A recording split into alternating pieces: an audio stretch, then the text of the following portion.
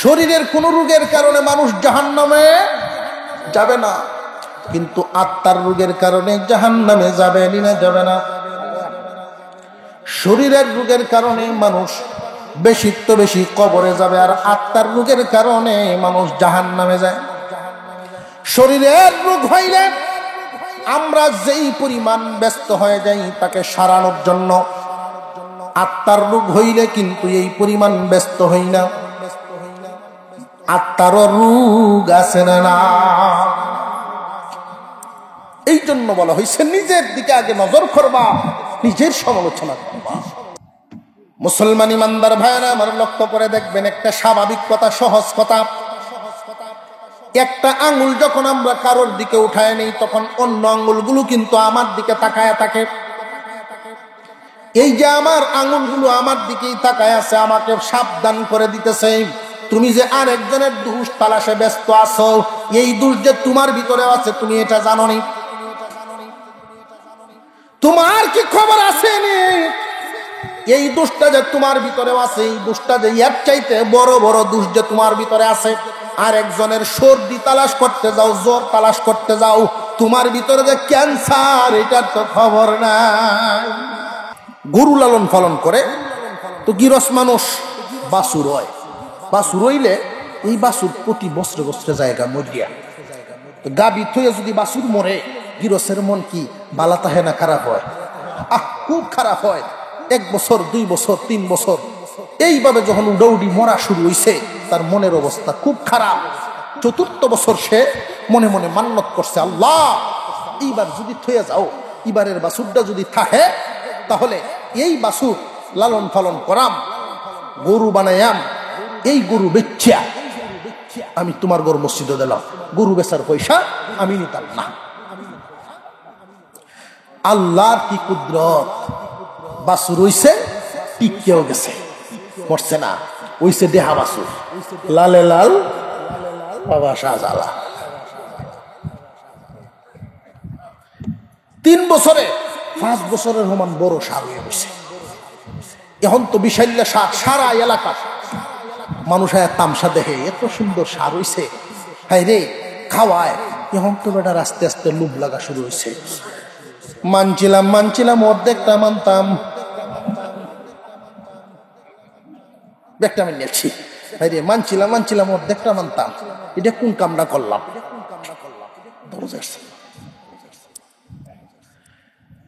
গরের বিবি সাহেব তার এই অবস্থাটা দেখতেছে, লক্ষ্য করতেছে, খালি জিম ধরে বইয়া তাহে, মন মরা হয়ে বইয়া তাহে। কি গো তোমার কি হইছে? আর কইও না, তোমারে তো এই পর্যন্ত কইলাম না, 3 বছর তো উড়াউড়ি মরলো, এবারেরটা আমি মানছিলাম, এই যে 4th বছরের বাছরটা টিকলো, এটা তো এমনি টিকছে না, মানার কারণে টিকছে। তো মানছি তো দেয়াম গরু বেসারটে হাল্লার গরু, কিন্তু এখন যে এই যে মায়া লাগা শুরু হইলো, কি করতাম? আমি তো সব দামে নিয়েছিলাম, মনে তো চাইতেছে না। এসকেটলা যে সময় উঠে, এই সময় তো দুমদার একটা কইয়ালায়।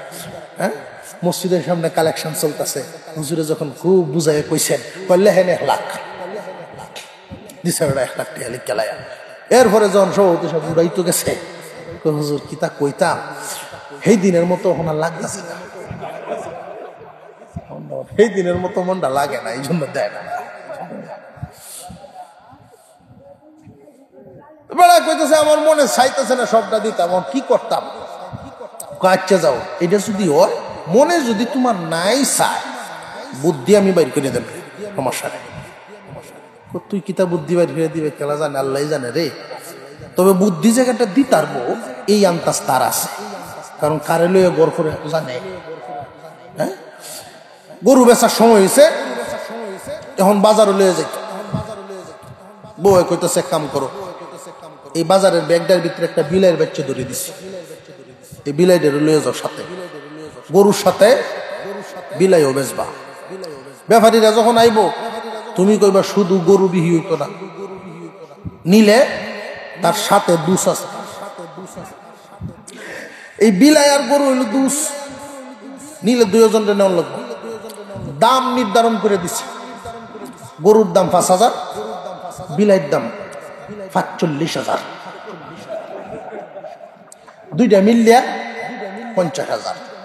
গাবতলি তো বড় বড় টাক লইয়া বেড়া নাইছে গরু নেউনি লাগি বাজার উস্কা গরু দেখে দাম জিগাইছে দাম কত 5,000 কই সুরি উড়িয়ান চর বুঝছিল দুস্থ আছে সাথে দুস্থ কই ব্যাগের ভিতরে বিলাই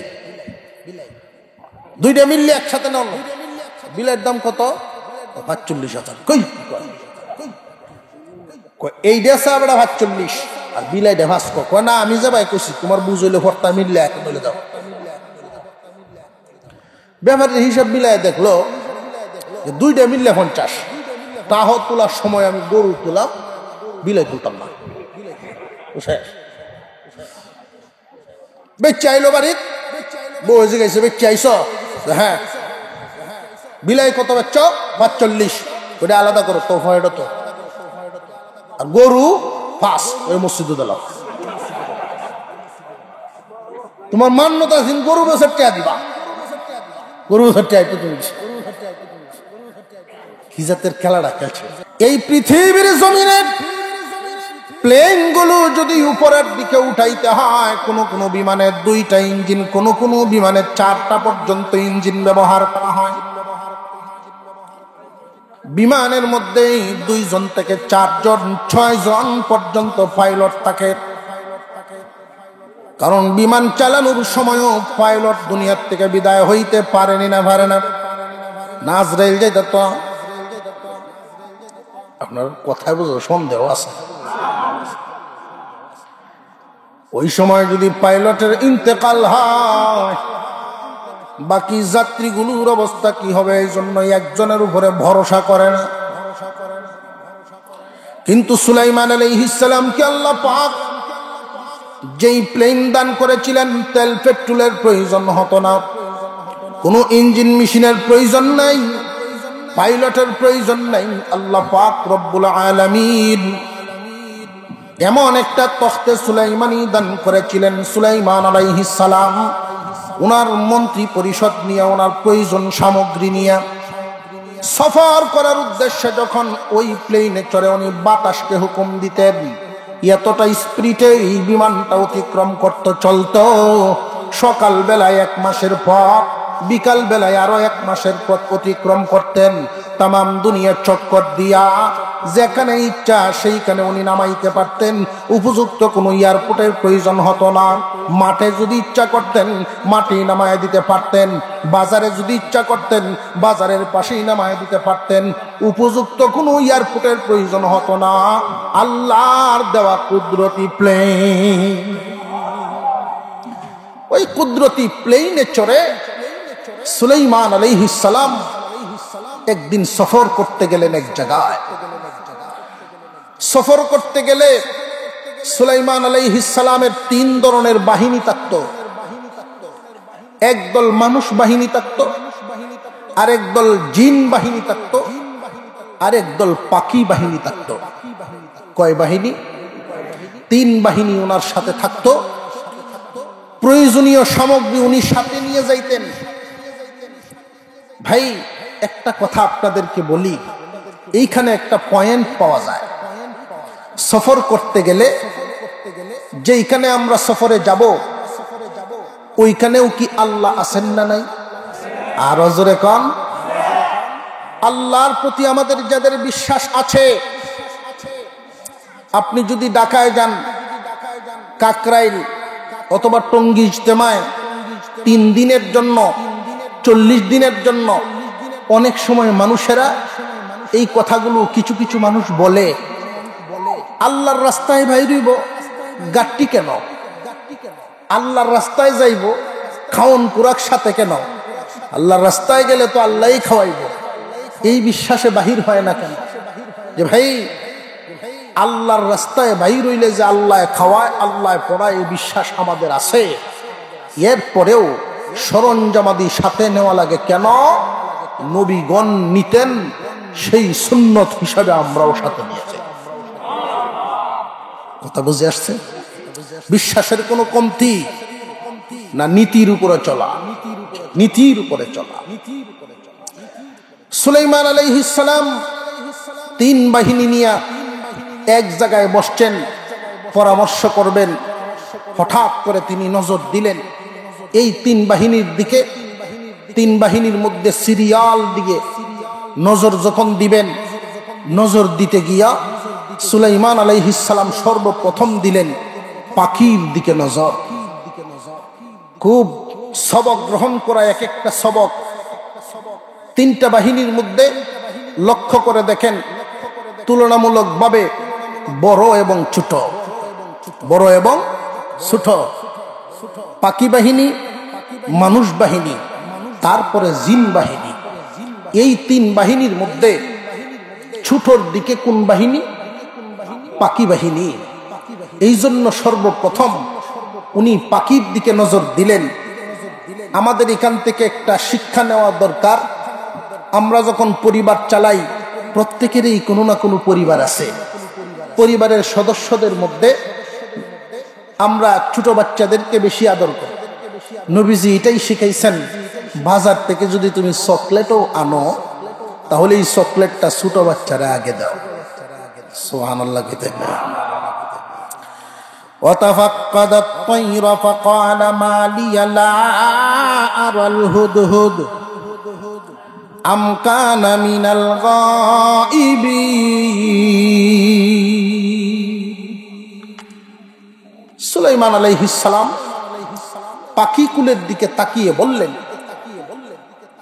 হুদহুদকে দেখছি না, আমার কি হয়ে গেল? আমার কি হয়েছে? আমি হুদহুদকে কেন দেখছি না? এই আয়াতে আমাদের কিছু আলোচনা আছে। আপনারা যদি আমার সাথে একটু হানা জবাব দেন, কারণ ওয়াজ মাত্র শুরু, তাহলে আমার বলতে একটু সুবিধা হইব। বুঝতেছেন কিনা আমি বুঝতাম। সুলাইমান আলাইহিস সালাম পাখিকুলের দিকে তাকায়া হুদহুদকে খুঁজলেন। হুদহুদের জন্য এত মায়া, এত দয়া, কারণটা কি? কি প্রয়োজন ছিল? এবং এই হুদহুদকে কেন খুঁজতেছিলেন? মুফাসসিরিনে কেরাম বলেন, এই হুদহুদ পাখিটা আল্লাহর দেওয়া একটা বিশেষ গুণে গুণান্বিত ছিল, বিশেষ ক্ষমতায় ক্ষমতাবান ছিল। সুলাইমান আলাইহিস সালাম কোন সফরে গেলে মরু প্রান্তরে যখন বসতেন, পানির প্রয়োজন হতো, এই হুদহুদ পাখিটাকেই সর্বপ্রথম পানির তালাশ আনার জন্য বলতেন, পানির খোঁজখবর নেওয়ার জন্য বলতেন। আল্লাহ পাক এই হুদহুদ পাখির চোখের মধ্যে এমন এক ক্ষমতা দান করেছেন, হুদহুদ পাখিটা উড়াল দিয়ে এসে সুলাইমান আলাইহিস সালামের কাছে রিপোর্ট পেশ করত। ও আল্লাহর নবী, ওই দিকে যদি আপনি মাটি খনন করান, 100 ফুট নিচে গেলে স্বচ্ছ পানি পাওয়া যাবে। ওই দিকে যদি পানি খনন করান, মাটি খনন করাইলে 200 ফুট নিচে পানি পাওয়া যাবে। কোন দিকে কত ফিট নিচে পানি পাওয়া যাবে, ওই খবরটা হুদহুদ পাখিটায় উড়াল দিয়ে এসে চক্কর দিয়া সুলাইমান নবীর কাছে বলে দিতে পারবে। তার চোখে কি পরিমাণ পাওয়া, কি পরিমাণ ক্ষমতা আল্লাহ পাক দান করেছে।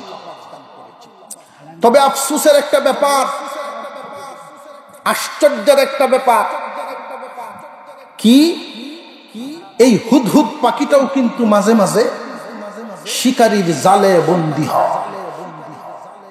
আমার প্রশ্ন হলো, ভাই, যেই পাখিটা উপরে উড়াল দিয়া মাটির নিচের পানির স্তর বলতে পারে, পানির লেয়ার বলে দিতে পারে, ওই পাখিটা সোজাসুজি জালটা কেন দেখতে পারে? উড়াল দেওয়ার সময় শিকারীর জালে বন্দী হওয়ার কারণটা কি? প্রশ্ন জাগে না জাগে না? মুসলমান ইমানদার ভাইরা আমার, এইখান থেকে আমাদের জন্য শিক্ষা নিতে হবে। এই পৃথিবীর জমিনে সবার গুণ কিন্তু সমান নয়, সবার যোগ্যতাও সমান নয়। আল্লাহ পাক রব্বুল আলামিন যখন যার পতন চান, ওই মানুষটা যত বড় শিক্ষিত হোক না কেন, যত বড়ই জ্ঞানী হোক না কেন, যত বড় ক্ষমতাবান হোক না কেন, মহান আল্লাহ পাক যখন যার পতন চাইবেন, তখন আল্লাহ তাআলা তারে অবশ্যই পতন ঘটাইবেন। তার জ্ঞান বুদ্ধি ক্ষমতা যোগ্যতা কোনো কিছুই তারে বাঁচাইতে পারবে না। হুদহুদ পাখিটার চোখে পাওয়ার আছে না নাই? আল্লাহ যখন চান তখন এই পাওয়ারের কাজ করে না, শিকারীর জালে বন্দী হয়। ঠিক তেমনি ভাবে এই দুনিয়ার জমিনে আমাদের অহংকার করার কোনো সুযোগ নেই। কারোর কাছে কোনো ক্ষমতা থাকলেই লাভ দেওয়া যাবে না। যারা ক্ষমতার অপব্যবহার করে এদেরও কোনো না কোনো সময় পতন আছে না নাই? বহুত জ্ঞানী গুণীরা দেখা গেছে যাদের দাপটে মানুষ চলতে পারে না, সমাজে যাদের কথাবার্তার স্পিরিট এত বেশি, যিনি 10 মিনিট বক্তব্য দিলে হাজার হাজার মানুষ তার বক্তা হয়ে যায়, 10 মিনিটে মাঠ গরম করে ফেলতে পারে, এমন বক্তাও আছে না নাই? বক্তা শুধু আলেম ওলামা নয়, আমরা চেয়ারম্যান সাহেব যে আছেন এই নেতৃত্বের লাইনেও কিন্তু বক্তা আছে। সাংঘাতিক জ্ঞান রাখে, অনেক যোগ্যতার অধিকারী, শুধু বাংলাদেশের ডিগ্রি নয় বাহিরের ডিগ্রিও পর্যন্ত তার আছে। সে যখন মাইকের সামনে দাঁড়ায় সাংবাদিকরা পর্যন্ত তত্তর করে কাঁপে, না জানি কি বলে। কিন্তু আল্লাহ যদি তারও পতন চান, মুখ দিয়ে এমন কিছু কথা আল্লাহ বাহির করাইয়া দিব। ব্রেনটা পরিচালনা কি আমরা করি না আল্লাহ? মানুষ রে, মহান মাওলায়ে কারীম যদি একটু ডিল করে দেন তাহলে ফরনের লুঙ্গি মাথাত বানবো। জোরে কোন আল্লাহ পাক রব্বুল আলামিন যদি কারোর পতন চান, ক্ষমতায় তারে ফিরাইতে পারবে না, দক্ষতা যোগ্যতায় তারে ফিরাইতে পারবে না। এই জন্য অহংকার মুক্ত জীবন চাই। কলবটা যেন অহংকার মুক্ত থাকে সব সময়, আমি কিচ্ছু না এটা যেন মনে থাকে। সবকিছু দেওয়ার মালিক, সবকিছু দিছেন কে? এই হুদহুদ পাখিটা চোখে তার এত পাওয়ার, এত ক্ষমতা, এরপরেও শিকারীর জালে বন্দী হয় কেন? যে আল্লাহ পাক তখন তার চোখে জাল বাসান না, তার চোখে আর দেখে না, জাবসা দেখে, জালে বন্দী হয়। সুলাইমান আলাইহিস সালাম হুদহুদ পাখিটাকে ডাকতেছিলেন এবং তিনি বলতেছিলেন খুব সুন্দর ভাষা একটা, ওয়াতাফাক্কাদাত তায়রা ফাকালা মা লিয়া লা আরাল হুদহুদ। আমার কি হয়ে গেল, আমি হুদহুদকে কেন দেখছি না? স্বাভাবিকভাবে যদি এই কথাটা বলতেন, ওনার বলার উচিত ছিল আমাদের বুদ্ধিতে যা ধরে, আমরার বুঝে যা ধরে, কোন ছাত্র যদি স্কুলে না যায় তাহলে শিক্ষক তখন প্রশ্ন করে যে অমুকের কি হইল, ঠিক না বেটি? মুসল্লি যদি মসজিদে না আসেন, ইমাম সাহেব জিজ্ঞাসা করেন যে মুসল্লি আসলেন না, ওনার কি হইল? অমুক ব্যক্তির কি হইল, উনি অনুপস্থিত, কারণটা কি, ওনার কি হইছে?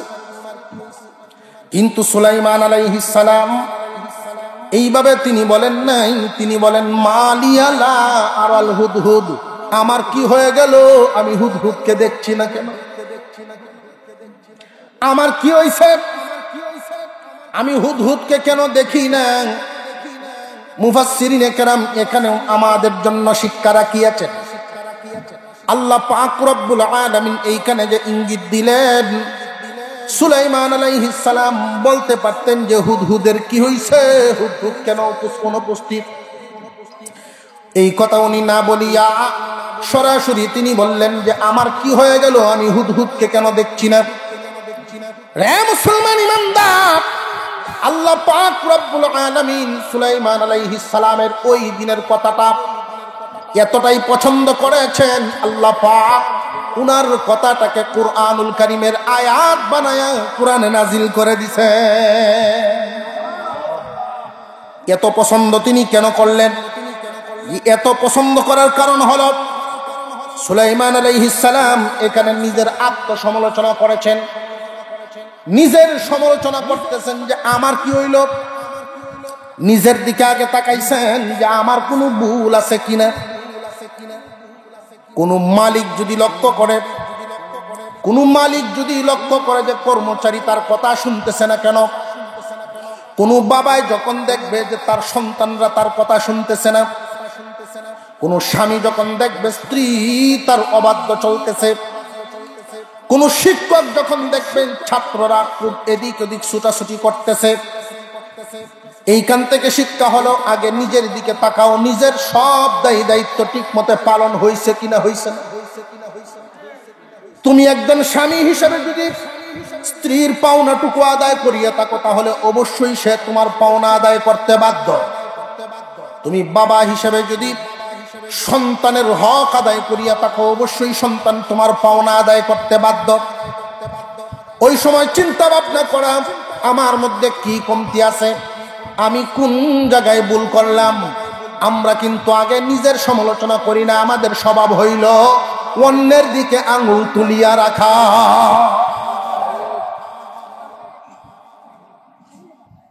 মুসলমান ইমানদার ভাইরা আমার, লক্ষ্য করে দেখবেন একটা স্বাভাবিক কথা, সহজ কথা, একটা আঙুল যখন আমরা কারোর দিকে উঠায় নেই, তখন অন্য আঙুলগুলো কিন্তু আমার দিকে তাকায় থাকে। এই যে আমার আঙুলগুলো আমার দিকেই তাকায় আছে, আমাকে সাবধান করে দিতেছে, তুমি যে আরেকজনের দোষ তালাশে ব্যস্ত আছো, এই দোষ যে তোমার ভিতরে আছে তুমি এটা জানো নি। তোমার কি খবর আছে নি এই দোষটা যে তোমার ভিতরে আছে, এই দোষটা যে এর চাইতে বড় বড় দোষ যে তোমার ভিতরে আছে। আর একজনের সর্দি তালাশ করতে যাও, জ্বর তালাশ করতে যাও, তোমার ভিতরে যে ক্যান্সার এটার তো খবর নাই। মালিয়ালা আরাল হুদহুদ আম কানা মিনাল গায়িবিন। সুলাইমান আলাইহিস সালাম নিজের সমালোচনা করছেন। একটা পাখি মানুষের বশ মানা, এটা নিজের যোগ্যতায় হয় না, আল্লাহর দেওয়া দয়া। আল্লাহ পাক রব্বুল আলামিন দয়া করেছেন, এই জন্য পাখিকুল আমি সুলাইমানকে মানে। মহান আল্লাহ দয়া করেছেন, এই জন্য বাতাস আমাকে মানে। মহান আল্লাহ আমার উপরে দয়া করেছেন, এই জন্য বাদশাহী আমার উপরে দিয়েছেন, জিন্নাত আমার অধীনস্থ করে দিয়েছেন। সুতরাং আমার মধ্যে কোনো কমতি হইল কিনা, ওইটার দিকে উনি আগে তালাশ করতেছেন। হুদহুদ অনুপস্থিত কারণটা কি, এইটা উনি ওই দিকে নজর দিয়ে আগে নিজের দিকে নজর করছেন। নিজের সমালোচনা করা, অন্যের দিকে তাকাইবার আগে নিজের দিকে তাকাইবার ইঙ্গিত দেওয়া হইয়াছে। মনে থাকবেন ইনশাআল্লাহ। সুলাইমান আলাইহিস সালাম হুদহুদ পাখিটাকে তালাশ করতে গিয়ে তিনি নিজের সমালোচনা আগে করছেন, পরের দিকে পরে তাকাইছেন। ভাই, আজকে আমাদের চরিত্র হলো নিজের মাথার উপর অনেক বড় বড় বোঝা, কিন্তু অন্যেরটার পিছনে তালাশ করতে আমরা ব্যস্ত। মানুষের রোগ দুই ধরনের, শারীরিক রোগ, আত্মার রোগ। শারীরিক রোগ, আত্মার রোগ। শারীরিক রোগের চাইতেও আত্মার রোগ কঠিন, মারাত্মক। কথা বুঝে আসতেছে? একজন মানুষ যদি শারীরিকভাবে ক্ষতিগ্রস্ত হয়, এই শারীরিক রোগে সে শুধু নিজে ক্ষতিগ্রস্ত, নিজে। কিন্তু একজন মানুষ যদি আত্মার রোগে রোগী হয়, সে নিজেও ক্ষতিগ্রস্ত, এই রোগে আর একজনেরও ক্ষতিগ্রস্ত হয়। নিজেও ভুগে, অন্যেরও ভুগায়। শরীরের রোগে শুধু নিজে ভুগে, আত্মার রোগে নিজেও ভুগে আর একজনেরও ভুগায়। শরীরের রোগের চাইতে আত্মার রোগের চিকিৎসা করা অত্যন্ত জরুরি। কারণ শরীরের রোগ বাড়তে বাড়তে বাড়তে বাড়তে পর্যায়ে এমন হতে পারে বেশিত্ব বেশি মরণ। কথা বুঝে আসতে পারছে? বেশিত্ব বেশি ইন্তেকাল।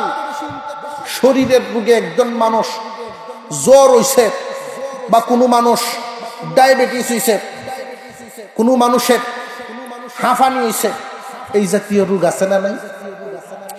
বাজারে যদি একজনের সাথে দেখা হয় আর যদি শুনে যে ডায়াবেটিস, পাহাড়, এতে তো তুই বুঝ হয়ে যাবে। এই কথা কওয়া যাইব? ডায়াবেটিসের কারণে দুজক হইব? আরো জোরে কর। ঘুমাই গেছিল একটু জিমা জিমা ভাব বোঝাইতেছে। শরীরের কোন রোগের কারণে মানুষ জাহান্নামে যাবে না, কিন্তু আত্মার রোগের কারণে জাহান্নামে যাবে না, যাবে না। শরীরের রোগের কারণে মানুষ বেশি তো বেশি কবরে যাবে, আর আত্মার রোগের কারণে মানুষ জাহান্নামে যায়। শরীরের রোগ হইলে আমরা যেই পরিমাণ ব্যস্ত হয়ে যাই তাকে সারানোর জন্য, আত্মার রোগ হইলে কিন্তু এই পরিমাণ ব্যস্ত হই না। আত্মারও রোগ আছে না? এই জন্য বলা হয়েছে নিজের দিকে আগে নজর করবা, নিজের সমালোচনা করবা। সুলাইমান আলাইহিস সালাম তিনি বলতেছেন সে কি নাকি ইচ্ছাকৃতই অনুপস্থিত। এরপরে তিনি বললেন আসুক, সে যদি উপযুক্ত কারণ দর্শাইতে না পারে কঠিন শাস্তি অথবা জবাই করা হবে। ভাই এখান থেকে একটা মাসালা, একটা শিক্ষা, অধীনস্থ যারা, যে সমস্ত প্রাণী আমাদের অধীনস্থ আছে, গৃহপালিত কিছু প্রাণী আমাদের আছে না নাই? হাঁস, মুরগা, মুরগি, ছাগল, বকরা, বকরি, গরু, মহিষ, এই জাতীয় কিছু প্রাণী আছে না নাই? আছে। এই অধীনস্থ প্রাণীদেরকে প্রয়োজন মাফিক নিয়ন্ত্রণের বাহিরে যখন চলে যায়, তাকে নিয়ন্ত্রণ করতে গিয়া শাস্তি দেওয়া জায়েজ আছে। কথা বুঝে আসতেছে? তার মানে এই না শাস্তি দেওয়া জায়েজ আছে দেখিয়া বউয়ের সাথে কাজে লাগিয়া গরু হিডাই পায়, এইটা হইতো না। বোর গরু যখন পারে না, গোয়েল গরু গিয়ে সাত বিটায়, এটা হইল আপনারা জোরে কর। আমি এই কথাটা এই জন্য বলে দিলাম, সুলাইমান আলাইহিস সালাম বললেন হুদহুদ আসো, উপযুক্ত কারণ যদি দর্শাইতে না পারে তাহলে শাস্তি হবে, আর যদি উপযুক্ত কারণ দর্শাইতে পারে শাস্তি হইব না। এই জন্য কোন একজন অধীনস্থ মানুষ, ছেলে হোক, ছোট ভাই হোক, মেয়ে হোক, বিবি হোক, আপনার অধীনস্থ যারা আছে তারা কোনো ভুল করলে এই ভুলটা কেন করলো, তারা যদি আপনার অপছন্দের কোনো কাজ করে ওই কাজটা কেন করলো, ওই কেনটা আগে তালাশ করবেন, শাস্তি প্রয়োগ পরে করবেন। কথা বুঝে আসছে? আপনি আলো তো আইসুন আউট, তো মাথাটা খুব গরম, ফেডো লাগছে, কি দা আয়া হইলাই জিগাইছো, এরকম ঘটছে ঘটনা। বেটা বিন্নে বাজার তো আইসে, দুপুরে রোদ, বিন্নে বাজার তো আইসে, এক ফুজা লাউ নিছিল, ব্যস্ত আসছে না ব্যক্তি, একটা আতহুরে লই আইসে, আয়াই বাড়িয়ে গো দেউরির কোনাত ফায়ালছে, বাত্রাঞ্চস কন্যা অনগে বয়াম, যেই কইছে বয়াম, আতো যে লাউডা আসিনি ডেকে দিছে একটা বাড়ি, এই লাউ দে বাড়ি মারিয়া মাডান্না করিল। কুমিল্লার ঘটনা, লাউ দে বাড়ি দেয়া বৌমারি আছে। তারা যখন জিজ্ঞাসা করলো তুমি এই কাম করতে গেলা কি, ফেডো কি দা আমার উষ্ণায়, আর লাউডাতে বাড়ি দিতে দিব, মরিয়ে যাবো। কথাটা বলার উদ্দেশ্য হইল ভাই সব শাস্তি আগে দেব না তদন্ত আগে করব? আর একটু জোরে কর। মুসলমান ইমানদার ভাইরা আমার, সুলাইমান আলাইহিস সালাম তদন্ত আগে করবেন এই কথাটা বলছেন। যদি উপযুক্ত কারণ দর্শাইতে পারে তাহলে তো ওই কারণটাই তোমার বুঝ আসবে যে কেন অনুপস্থিত বা কেন কোন কারণে। আল্লাহর পয়গম্বর অপেক্ষা করতেছেন, কিছুক্ষণের মধ্যেই হুদহুদ পাখি উড়তে উড়তে তার সামনে হাজির। فمكث غير بعيد فقال أحطت بما لم تحط به وجئتك من سبأ بنبأ يقين। সুলাইমান আলাইহিস সালামের সামনে হুদহুদ পাখিটা উড়ে উড়ে এসে বলা শুরু করলো, সালাম দিয়ে সামনে দাঁড়ায়া, ওগো আল্লাহর পয়গম্বর, এমন একটা খবর নিয়ে আসলাম যেই খবর আপনি জানেন না, এমন একটা তত্ত্ব নিয়ে আসলাম যেই বিষয় আপনার জানা নাই। ওগো আল্লাহর পয়গম্বর, এমন একটা দেশের খবর নিয়ে আসলাম যেই দেশ সম্পর্কে আপনার জানা নাই। ওই দেশটার নাম সাবা নামক দেশ। ওই দেশটাতে আল্লাহ এত নিয়ামত দান করেছেন, এত নিয়ামত দান করেছেন। তাফসীরওয়ালায় লিখেন, এত নিয়ামত, ফল ভরা বাগানে ফল ভর্তি ভরা, গাছে গাছে ফল ফ্রুটের কোনো অভাব নাই, নদী ভরা মাছ, মাঠ ভরা ফসল, কোনো নিয়ামতের কোনো কমতি নাই। তাফসীরওয়ালায় লিখেন, বাগানগুলোতে এত পরিমাণ ফল ফলাদি আল্লাহ এদেরকে দান করেছিলেন। কোনো একজন বাগানের মালিক বাগানের ভিতরে যদি টুকরিটা মাথায় নিয়ে ঢুকতেন, এক পাশ দিয়া ঢুকতেন, আরেক পাশ দিয়া বাইর হইতেন, আবার ওই দিক থেকে গুরান দিয়া যদি আবার আগের জায়গা দিয়ে আসতেন, ওই যে উপর থেকে পাকনা ফল পরিয়া পরিয়া মাথার টুকরি বরিয়া যাইত, নিচের ফল টুকানোর দরকার হইত না। নিয়ামত কি কম না বেশি?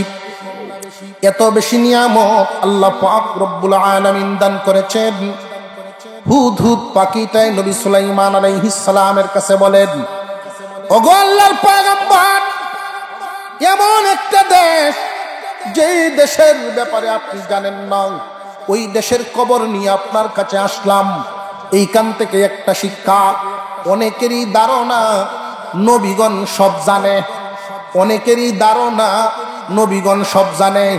একদল মানুষ আমরার মধ্যেও আছে, আমাদের নবীকে আলিমুল গায়ব ধরে। আপনারা শুনছেন না? আছে না নাই? তাদের ধারণা হইল নবীগণে সব জানে। খুব সাবধান, একটা পাখিয়ে জানে, একটা পাখিয়ে বুঝে, কিন্তু মানুষ হইয়া সে বুঝে না। পাখিটা কি কয়, মালাম তুহিত বিহি ওয়াজিতুকা মিন সাবাইন বিনাবাইন ইয়াকিন। এমন একটা খবর নিয়ে আসলাম যেই খবর আপনি জানেন না, নিশ্চিত একটা খবর নিয়ে আসলাম। ইন্নী ওয়াজাদতু ইমরাআতান তামলিকুহুম ওয়া উতিয়াত মিন কুল্লি শাইইন ওয়া লাহা আরশুন আযীম। আল্লাহ পাক রব্বুল আলামিন উল্লেখ করে দিলেন পাখির কথাগুলো। হুদহুদ পাখিটা আল্লাহর পয়গম্বর সুলাইমান আলাইহিস সালামকে বলা শুরু করে দিল, ওগো আল্লাহর পয়গম্বর, ওই দেশটা সম্পর্কে আপনার জানা নাই। এই যে একটু আগে বলছিলাম, সুলাইমান নবী কি একটা অঞ্চলের বাদশাহ না তামাম পৃথিবীর? আর জোরে কোন, কারো প্রশ্ন জাগতে পারে, সুলাইমান আলাইহিস সালাম ওই দেশটা সম্পর্কে জানতেন না কেন? ওই দেশটা কি পৃথিবীর মানচিত্রের বাইরে ছিল নাকি? যে না না, পৃথিবীর বাইরে ছিল না, মানচিত্রের ভিতরেই ছিল। কিন্তু সুলাইমান আলাইহিস সালামকে আল্লাহ পাক তামাম দুনিয়ার রাজত্বটা একসাথে দেন নাই, আস্তে আস্তে দিয়েছেন। তখনকার সময়ে উনার যেই রাজ্যের পরিধিটা ছিল, রাজত্বের যেই সীমানা ছিল, সাবা নামক জায়গা সেই সীমানার বাইরে। কথা বুঝে আসতেছে আপনাদের? হুদহুদ পাখিটায় খবর নিয়ে আসে, ওগো আল্লাহর নবী, ওই দেশটা আমি দেখিয়ে আসলাম গুড়িয়া গুড়িয়া। মহান আল্লাহ পাক সব দিলেন, ওই দেশের মানুষের কোনো কিছুর অভাব নাই। ওই দেশটার রাজত্ব করে একজন মহিলা। এই দেশটার রাজা কি পুরুষ না নারী? ডরাইতেছেন মনে হয় যে আমরা দেশটা। ওই দেশের রাজত্ব করেন একজন মহিলা। মুফাসসিরিনে কেরাম ওই মহিলার নামকরণ করেছেন, নাম দিয়েছেন বিলকিস, রানী বিলকিস। ওই মহিলাকে আল্লাহ পাক এত নিয়ামত দান করেছেন, দেশটা যে চালায়, খুব বিচক্ষণতার সাথে চালাইতেছে। আমি যা লক্ষ্য করে আসলাম, হুদহুদ পাখিটায় বর্ণনা দেন, ওগো আল্লাহর পয়গম্বর, আমি লক্ষ্য করে দেখেছি মহান আল্লাহ পাক তারে সব কিছু দান করেছেন। ওয়াজি মিন কুল্লি শাইইন ওয়া লাহা আরশুন আযীম। ওগো আল্লাহর নবী, তাম পৃথিবীর বহু দেশ বহু এলাকা আপনার সাথে আমি সফর করেছি, কোন দেশে আমি এমন সিংহাসন দেখি নাই।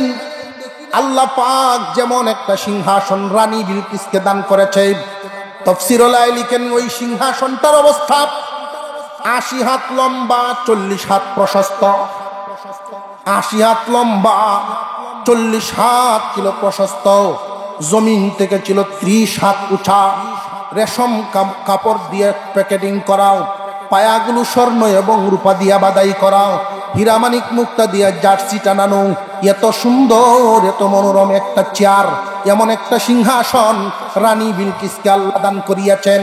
ওই দেশটার জনগণকে আল্লাহ তাআলা এত নিয়ামত দান করিয়াছেন, নিয়ামতে ভরপুর করিয়া দিয়েছেন।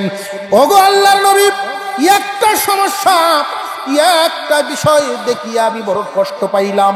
ওই কষ্ট পাইয়া আপনার কাছে খবরটা পৌঁছাইলাম, কারণ আপনি তো শুধু আমাদের বাদশা নন, আপনি আল্লাহর নবী।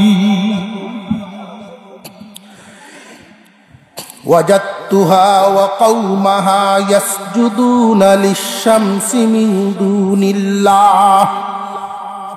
ওয়াজাদতুহা ওয়া কওমাহা ইয়াসজুদুনা লিশ-শামসি মিন দুনিল্লাহ। وزين لهم الشيطان أعمالهم وزين لهم الشيطان أعمالهم فصدهم عن السبيل فهم لا يهتدون। সুলাইমান আলাইহিস সালামের সামনে হুদহুদ পাখিটায় যেই বর্ণনা দিল, ওগো আল্লাহর নবী, কোনো কিছুর অভাব নাই, একটা জিনিসের অভাব, ওই দেশের মানুষের ঈমান নাই। ওই দেশের মানুষরে আল্লাহ সবকিছু দান করেছেন। সূর্যের আলো দেওয়ার মালিককে, জবান খুলে বলতে হবে বাতাস দেওয়ার মালিককে, বৃষ্টির পানি দেওয়ার মালিককে, গাছের ফল, নদীর মাছ, যত ধরনের নিয়ামত সবকিছু দেওয়ার মালিককে। আল্লাহ পাক রব্বুল আলামিন সবকিছু দান করিয়াছেন, কিন্তু ওগো নবী সুলাইমান, ওই দেশের মানুষগুলো আল্লাহর পূজা করে না, আল্লাহ চিনে না, ওদের ঈমান নাই। ওই রানী বিলকিস সহ তার দেশের যত মানুষ, তার রাজ পরিষদের যত মানুষ, সেনা কর্তা সহ উজির নাজির, সমস্ত মানুষ মিলিয়া আল্লাহর পরিবর্তে তারা সূর্যের পূজা করে। নাউযুবিল্লাহ কইতেন না। তারা সকালবেলায় যখন সূর্য উদয় হয় তখন একবার সূর্যকে সেজদা দেয়, দুপুর বেলায় যখন মাথার ঠিক উপরে চলে আসে, মাথার উপরে আসে, তখন আবার একটা সেজদা দেয়। এই সূর্যটা যখন আবার পশ্চিম আকাশে ডুবিয়া যায় তখনও আবার সেজদা দিয়া বিদায় দেয়। কথাটা বুঝে আসছে? তারা কয় ওয়াক্ত? আরো জোরে, জোর হইছে না? আপনার অসুবিধা হইতেছে কেন? পিছে দেখা লাগছে মনে হইতেছে এটা এই বাহিনী, এই বাহিনী। আপনারা আসতে কোন যে আমি তো কইয়া যাই তো আমার ভাই, তা আপনারা তো বাড়ি করে যাইবেন, কোন আছে কিন্তু আর কই আগ্রহ তো কোনছে, আমি তো দেখতাছি ওহন এরা আইলে স্টেজ, স্টেজ আইলে আর তো জায়গা নাই, কই আইতো। আমরা এই স্টেজের পূর্ব দিকে প্যান্ডেলের পূব সাইডে অনেক মানুষ বসতে পারবেন, কর্তৃপক্ষ বসার ব্যবস্থাও করে দিচ্ছেন, তিরপালের ব্যবস্থা করে দিচ্ছেন। ইচ্ছা করে যদি আপনারা একটু আগা বসার ইচ্ছা থাকলে এই দিক দিয়ে আসতে পারেন। আর যদি মনে করেন না হুজুর বাপটা বুঝতেছি একটু খারো এই আসি, কোন সময় কুন্ডায় টান মারে পড়তে যায় গে ঠিক নাই, এজন্য বাইরেই তাই। এটা হলো আরেক হিসাব। আর যদি মনে করেন যে না, কোরআনের তাফসিরে আসছি, পরিবেশ সুন্দর করব, যে নিজ দায়িত্বে পরিবেশ সুন্দর করে আল্লাহ তার দিল ঈমান আমল সুন্দর করে দেন। সুলাইমান আলাইহিস সালাম হুদহুদ পাখির এই বক্তব্য শুনতেছেন, খুব ভালো করে বুঝবেন ভাই, এইখান থেকে একটা শিক্ষা আছে। আপনারা হয়তো আরো কোনো বয়ানে শুনে থাকবেন, কোনো আলেমের মুখে শুনে থাকবেন যে কিয়ামতের কঠিন ময়দানে 10টা প্রাণীকে আল্লাহ পাক জান্নাত দান করবেন। এই প্রাণীগুলো মানুষ না। একটা পিঁপড়া জান্নাতে যাইব, হুদহুদ পাখি জান্নাতে যাইব। এইরকম 10টা প্রাণী আছে যারা মানুষ না। এই 10টা প্রাণীকে আল্লাহ জান্নাত কেন দিবেন জানেননি? এই 10টা প্রাণীকে জান্নাত দেওয়ার কারণ হলো, কোনো না কোনো ভাবে এই 10টা প্রাণী দেখা গেছে দ্বীনি কাজের সহযোগিতা করছে। দ্বীনি কাজের সাহায্য করলে দ্বীনের কাজের সাথে লেগে থাকার লাভ আছে না নাই? একজন মানুষ কওমি মাদ্রাসার যদি বাবুর্চিগিরি করে, সারা জীবন শুধু বাবুর্চিগিরি করে, বাবুর্চি, এই বাবুর্চি কানার বাবুর্চি তালিবে ইলমদের রান্না বান্না করিয়া খাওয়ায়, মাস শেষে যতটুকুন বেতন দেয় এতটুকুন নিয়ে সংসার চালায়। তার দিলের তামান্না হইল তালিবে ইলমদের খেদমত করব, আমি দুনিয়া যা পাইলাম কিন্তু আখিরাত তো ঠিক পাইলাম। এই তালিবে ইলমরা বড় বড় আলেম হবে এক সময়, ওরা একদিন কিয়ামতের কঠিন ময়দানে আমারে যদি চিনে, আর আলেমরা যখন আল্লাহর কাছে সুপারিশ করব, এই উসিলায় আল্লাহ আমারে নাজাত দিয়া দিব। দ্বীনের কাজের সাথে লেগে থাকার লাভ আছে। কোনো না কোনো ভাবে দ্বীনের একটা কাজের সাথে লাগিয়ে থাকা। দ্বীনের কাজের সাথে লাগলে পরে কম দামা মানুষও দামি হয়ে যায়। দ্বীনের কাজের লাগে থাকার কারণে বেআমলি মানুষও আমলওয়ালা হইয়া যায়। দ্বীনের কাজ যেমন বড়, তার সাথে মিশলে আল্লাহ তারেও বানায়া দেয় বড়। এই হুদহুদ পাখিটা সুলাইমান আলাইহিস সালামের কাছে বললেন, ওগো আল্লাহর নবী, এই যে দেশের মানুষগুলো ওরা আল্লাহর দেয়া এত নিয়ামত ভোগ করতেছে, কিন্তু আল্লাহ তো চিনে না, ওরা আল্লাহ চিনে না। আল্লাহর পরিবর্তে ওরা সূর্যের পূজা করে। আবার এই কথাও বলে দেওয়া হয়েছে, ওয়াজাইয়ানা লাহুমুশ শাইতানু আমালাহুম ফাসাদ্দাহুম আনিস সাবিলি ফাহুম লা ইয়াহতাদুন। শয়তানে এদেরকে কুমন্ত্রণা দিতে শয়তানে এমন ভাবে বুঝাইছে, শয়তান এদের মগজের ভিতরে এমন কথা ঢুকায়া রাখছে, ওদের মতে সূর্যের পূজাই সঠিক, ওদের মতে সূর্যের পূজাই ভালো, আসল কাম। এই জন্য শয়তান তাদেরকে এমন একটা পর্যায়ে নিয়ে গেছে গো নবী, ওরা কোনোদিন হেদায়েত পাবে না। এই জন্য আপনাকে জানাইলাম, আপনি শুধু বাদশা নন, আপনি তো আল্লাহর নবীও। আপনি এদেরকে ইমানের দাওয়াত দিতে পারেন। এই উদ্দেশ্যেই মূলত সে বলার উদ্দেশ্যটা হলো এই। সুলাইমান আলাইহিস সালাম তখন তার কথাটা শুনিয়া তিনি যেই কথাটা বলিয়াছিলেন, ক্বালা সানানজুরু আসাদাকতা আম কুনতা মিনাল কাযিবিন।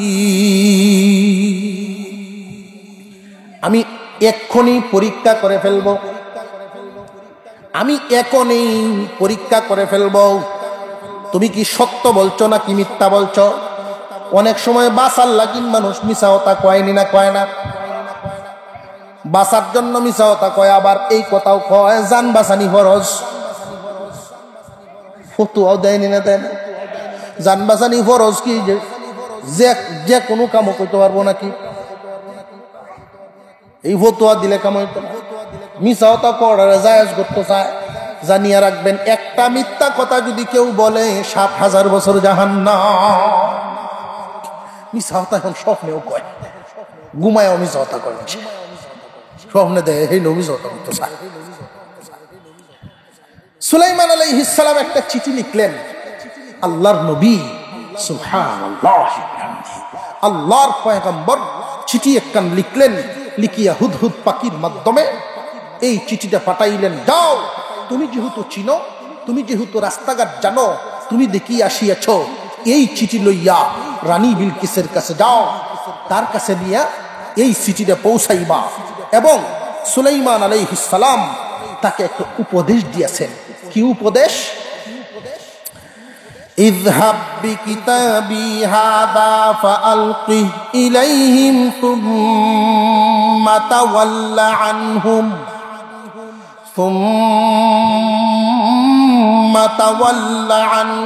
فانظر ماذا يرجعون। সুলাইমান আলাইহিস সালাম হুদহুদ পাখিটাকে এই চিঠিটা দেওয়ার পরে উপদেশ দিয়ে দিলেন, চিঠিটা যে নিয়া রানী বিলকিসের কাছে দিবা। যদিও সে সূর্য পূজারী, কিন্তু একটা দেশের রানী তো। যদিও সে সূর্য পূজারী, কিন্তু দেশের রানী, তারও ইজ্জত সম্মান আছে না নাই? আরো জোরে কন। দেশের রানী, সুতরাং তার কাছে চিঠিটা দেওয়ার পরে তুমি ওইখানে অহমিকা অহংকার নিয়ে দাঁড়ায়া থাকবা না, দূরে সরিয়া যাইবা। দূরে সরিয়া গিয়া লক্ষ্য করবা তারা এই চিঠি পাইয়া কি ধরনের মন্তব্য করে, কি ধরনের সিদ্ধান্ত নেয়, কি ধরনের আলোচনা করে, এটা দূরে গিয়ে দাঁড়ায়া থাকবা। সুলাইমান নবী এই কথা কেন বলিয়া দিলেন? কারণ লক্ষ্য করে দেখবেন, অনেক মানুষ দামি মানুষের সাথে চলার কারণে কেউ যদি দেখা যায় চেয়ারম্যানের উপরে ছাতি ধরে, দড়িয়ে আছে না নাই? চেয়ারম্যানে যদি কয় প্যাকেটটা কই রে, কি এর প্যাকেটটা তো বুঝছো, প্যাকেটটা কই, চেয়ারম্যান যদি ভয় ডর দেখালি প্যাকেট বাইর করে সাথে সাথে ম্যাচ লইয়া সামনে হাজির। লোকটা চিনচুন না, ম্যাচটা লইয়া আইসে কেন লাগি যে অর্ধেকটা দিলে ভরে দেয়া খাইব। এই জাতের কিছু মানুষ আছে না নাই?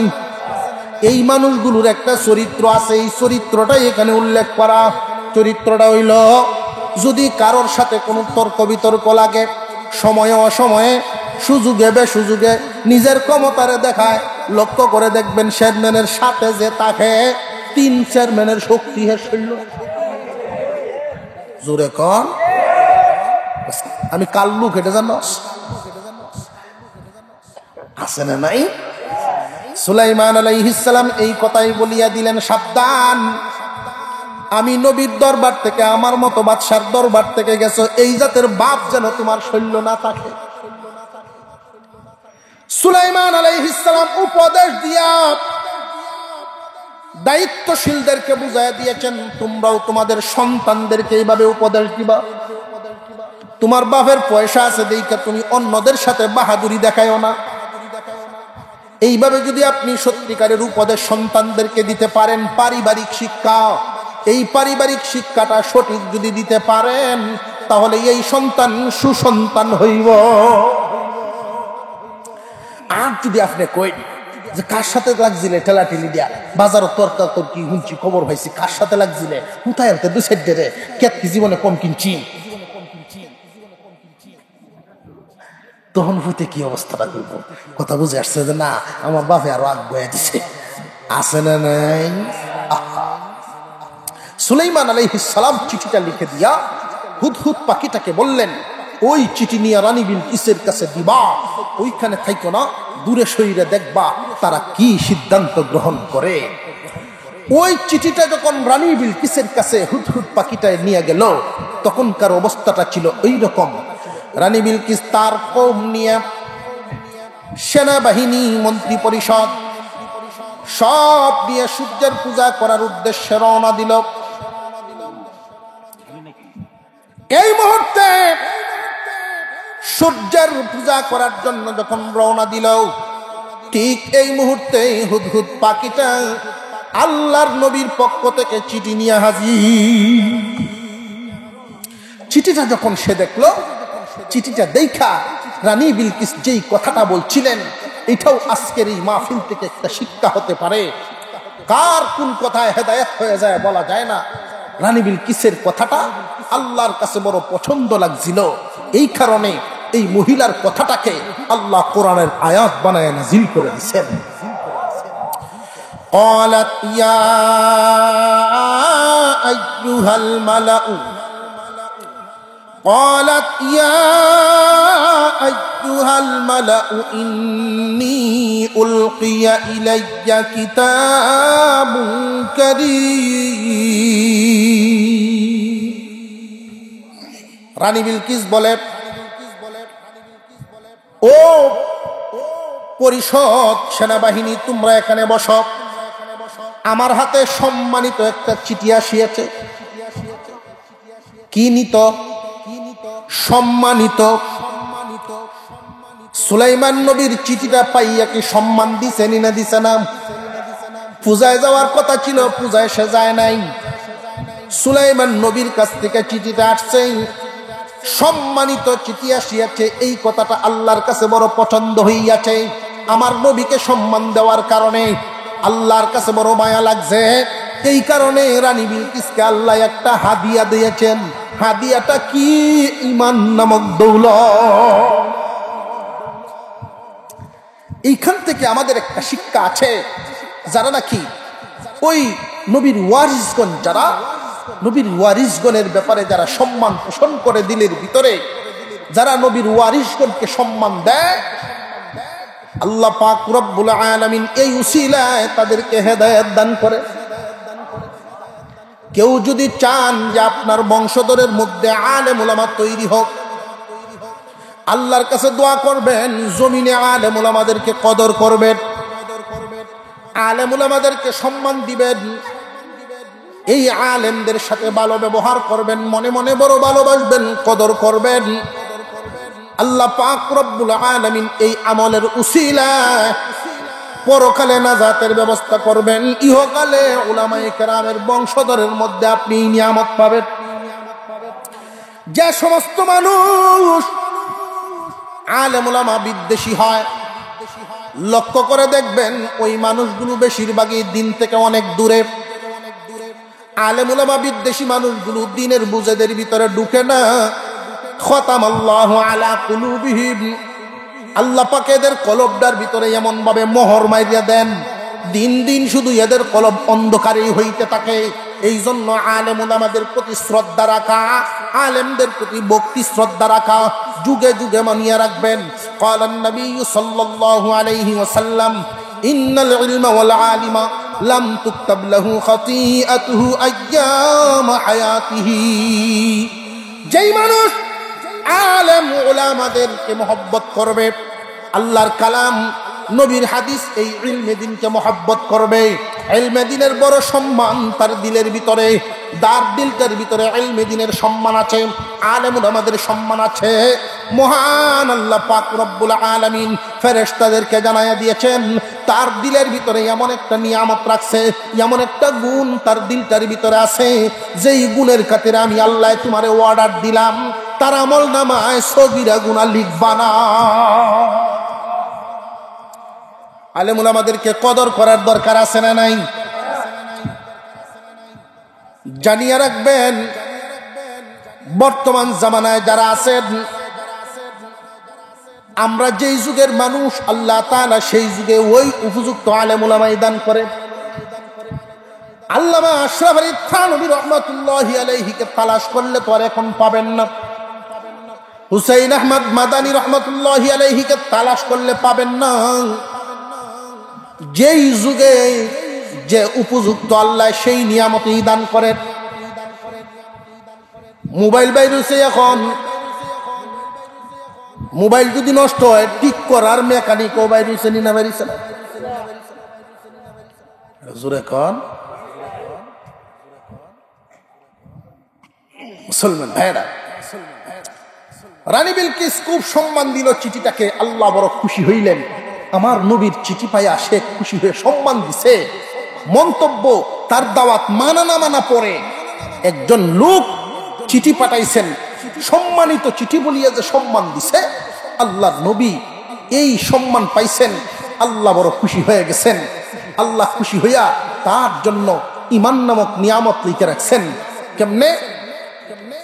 পরবর্তীতে সুলাইমান আলাইহিস সালামের হাত ধরেই রানী বিলকিস ইমানদার মুসলমান হয়েছিলেন। সুবহানাল্লাহ। এখন আমাদের প্রশ্ন, এই চিঠিটাকে সম্মান দেওয়ার কারণটা কি? সম্মান দেওয়ার কয়েকটা কারণ। এর মধ্যে একটা কারণ হলো, এক দেশের বাদশা যদি আরেক দেশের বাদশার কাছে কোনো চিঠি প্রেরণ করে, অবশ্যই একটা পদ্ধতি আছে না নাই? তখনকার যুগের যেই পদ্ধতিটা ছিল, তখনকার যুগেও কিন্তু চিঠি পাঠানোর ব্যবস্থা ছিল, কিন্তু ওই ব্যবস্থাপনার পদ্ধতিটা ছিল ভিন্ন। আমি একটা উদাহরণ আপনাদের সামনে দিলে খুব বুঝে আসবে। আমাদের এই বাংলাদেশে 64টা জেলা ভাগ করা আছে না নাই? 8টা 9টার মতো বিভাগ ভাগ করা আছে না নাই? এই যে বিভাগগুলো এক একটা এলাকায় এক একটা। এখন তো মোবাইল ফেসবুকের যুগ। যদি চিঠি প্রদানের যুগ ছিল যখন, ডাক যুগে চিঠি আপনার বাড়িতে পিয়নে নিয়ে আইসে না আইসে না? এক সময় ছিল এই দেশের নিয়ম, যেমন ধরেন ময়মনসিংহ এলাকায় নির্দিষ্ট একটা জায়গায় সরকারি কিছু ঘোড়া থাকতো। নেত্রকোনার পিয়নে যদি একটা চিঠি নিয়ে যদি পৌঁছানো লাগতো ঢাকা, তখন এই চিঠিটা কেমনে পাঠাইতো? ঘোড়া দিয়া চিঠি নিয়া ময়মনসিংহ পর্যন্ত আসতো সরকারি লোক। ওই নেত্রকোনার ঘোড়াটা ময়মনসিংহ রাইখা ময়মনসিংহের ঘোড়া লইয়া ঢাকা যাইতো। শিলমারা আছে না নাই এক একটা ঘোড়ার পিছনে? কোনটা কোন এরিয়ার, এইভাবে সিস্টেম অনুযায়ী। রানী বিলকিস চিন্তা ভাবনা করে দেখলেন, মানুষ কোন পিয়নের দ্বারা উনি চিঠি পাঠান নাই। সাধারণ রাজা বাদশারা মানুষ পিয়নের দ্বারায়, মানুষ খাদেমের দ্বারায় চিঠিপত্র আদান প্রদান করেন, মানুষ দূতের দ্বারায় চিঠি পাঠান। কিন্তু এ কেমন পয়গম্বর, এ কেমন বাদশাহ? অবশ্যই সম্মানিত বাদশাহ, সাধারণ মানুষ নয়, যিনি নাকি পাখির মাধ্যমে চিঠি পাঠাইছেন, পাখিরে যিনি দূত বানাইছেন। পাখি যার কথা মানে, সৃষ্টিকুল যার হুকুম মানে, উনি সাধারণ কোনো বাদশাহ নয়, অবশ্যই ক্ষমতাবান বাদশাহ। রানী বিলকিসের মাথায় ধরছে। এটা হলো একটা লক্ষণ। দ্বিতীয় লক্ষণ হলো চিঠি লেখার পদ্ধতি। পৃথিবীর বিভিন্ন দেশের রাজা বাদশারা যেই সিস্টেমে লেখে, সুলাইমান নবীর কাছ থেকে যেই চিঠিটা রানী বিলকিসের কাছে পাঠানো হলো, ওই চিঠিটা কিন্তু অন্যান্য চিঠির সাথে মিলে না, লেখার পদ্ধতিটা মিলে না। প্রথমেই তিনি লিখিয়াছেন, ইন্নাহু মিন সুলাইমান ওয়া ইন্নাহু বিসমিল্লাহির রাহমানির রহিম।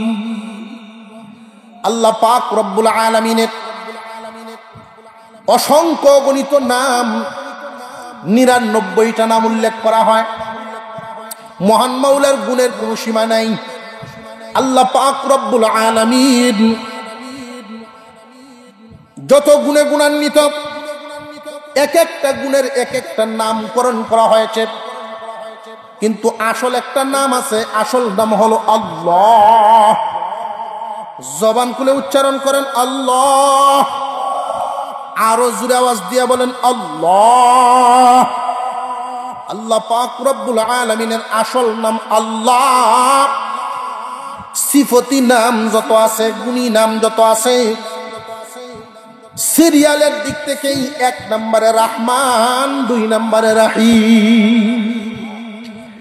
বিসমিল্লাহির রহমানির রহিম।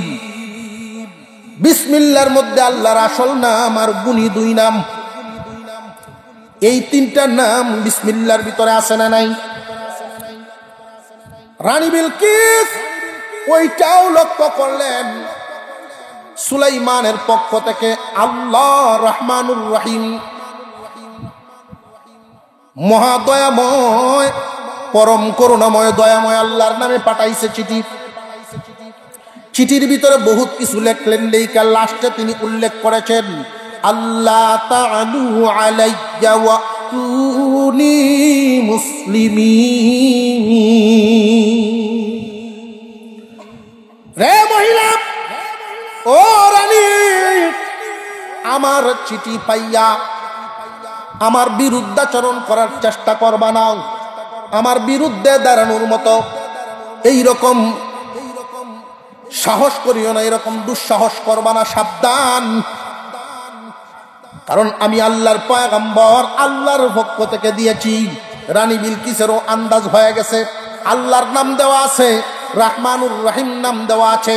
যদি আল্লাহর ওলি হয়, সত্যি যদি একজন আল্লাহর ওলি হয়, আল্লাহর ওলিদের কোনো ভয় আসেনি। আল্লাহর ওলিদের সাথে আছেন কে? নবীগণের সাথে আছেন না নাই? আল্লাহর নবীর সাথে আছেন আল্লাহ। রানী বিলকিস কিন্তু অনেক ক্ষমতাধর ব্যক্তি, কিন্তু ক্ষমতাধর হইলেও সুলাইমান নবীর কাছে কিচ্ছু না। রানী বিলকিস বড় চিন্তায় পড়ে গেল, কোন দেশের রাজা বাদশাহ এইভাবে তো আমাকে বলে না, এইভাবে ঠেক দিয়া এইভাবে আমাকে তো আর দাওয়াত সিস্টেম অনুযায়ী দাওয়াত দিছে। উনি বলছেন আত্মসমর্পণ করার জন্য, আত্মসমর্পণ করতাম, মুসলমান হয়ে যাইতাম। যদি মুসলমান না হই, তার বিরুদ্ধে কিন্তু অ্যাকশন নেওয়া যাবে না। চিন্তায় পড়ে গেল, কি করব না করব। রানী বিলকিস বুকা না বুদ্ধিমতী? বুদ্ধিমতী, এত বুদ্ধিমতী। মাঝে মাঝে দেখবেন যদিও পুরুষের মাথায় নারীর তুলনায় অর্ধেক বুদ্ধি বেশি দেওয়া আছে। রানী বিলকিস সুলাইমান আলাইহিস সালামের চিঠি পাইয়া চিন্তায় পড়লেন, উনার সাথে তো বাড়াবাড়িটা করা যাবে না, তবে একটু পরীক্ষা করে নেন। পরীক্ষায় যদি উনি টিকেন, মনে করব উনি সত্যিই আল্লাহর নবী। আর যদি পরীক্ষায় টিকেন না, দুনিয়ার মাল পায়া যদি উনি খুশি হয়ে যান, তাহলে বোঝা গেল আল্লাহর নবী না, আমার দেশের প্রতি উনার লোভ, উনার চোখ পড়ছে। তখন সিদ্ধান্ত নিব যুদ্ধ করব কিনা। উনি কিছু উপঢৌকন দিয়ে পাঠাইলেন। নবী সুলাইমান আলাইহিস সালাম উনি কি আল্লাহর নবী কিনা, এতে কোনো সন্দেহ আছে? আল্লাহর নবীর কাছে উপঢৌকন পাঠাইছেন, উনি গ্রহণ করেন নাই। লম্বা কাহিনী। উনি ঘুরাইয়া দিছেন, গিয়া বলো তোমার রানী খেই এই সমস্ত স্বর্ণ লইয়া, উপঢৌকন লইয়া খুশি থাকতো। আমি এমন একটা বাহিনী পাঠাইব তার দেশে, যেই বাহিনীর মোকাবেলা করার ক্ষমতা তার নাই। এই খবর ভায়া রানী বিলকিস রওনা দিছে। আর চলতো না, পয়সা দিয়া কিনন যাইত। একজন মানুষকে যাচাই করার জন্য, ভালো মানুষ না মন্দ মানুষ, সহজ হিসাব লেনদেন। লেনদেন করলেই বুঝন যায় ভালো মানুষ না মন্দ মানুষ। কথা বুঝাইছে? হুজুরে আকরাম সাল্লাল্লাহু আলাইহি ওয়াসাল্লাম বলেছেন, কাউকে যদি ভালো সার্টিফিকেট দেওয়া লাগে, দুইটা গুণ লাগবে। দীর্ঘদিন চলার পথে দেখবা সে ভালো কিনা মন্দ। 2 নাম্বার, ওই মানুষটা কি লেনদেনে সঠিক কিনা।